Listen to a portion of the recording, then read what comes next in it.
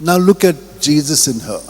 If Jesus in her could sanctify John the Baptist in the womb of Elizabeth, then how much more has he not sanctified this immaculate heart of Mary and made it burn with the sacredness of his presence?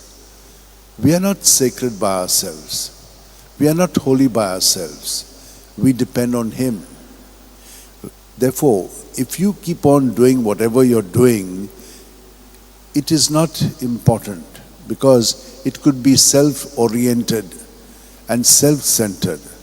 But our things should be always in him, so that he is the center of all that we do, our prayers and our sacrifices and our reaching out to others and our self-emptying, so that he can shine in us. And that's what happened.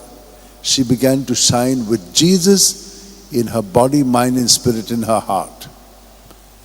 And so we can see how right through all the incidences of her life, she was a contemplative.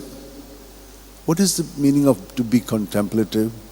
That you use your imagination and that you surrender it to the Lord, so that in the silence, he who is silent also begins to communicate to you and form your thoughts in tune with his thoughts.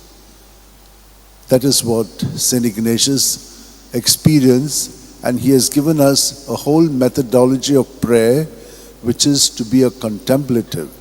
And then later on, to be a contemplative even in action.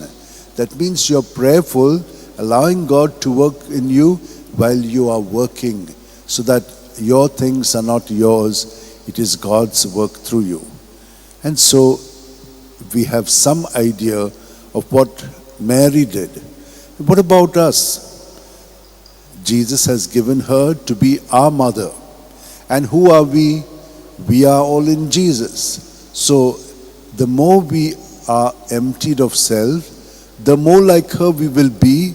And she, who had Jesus everywhere she went, we also will do the same.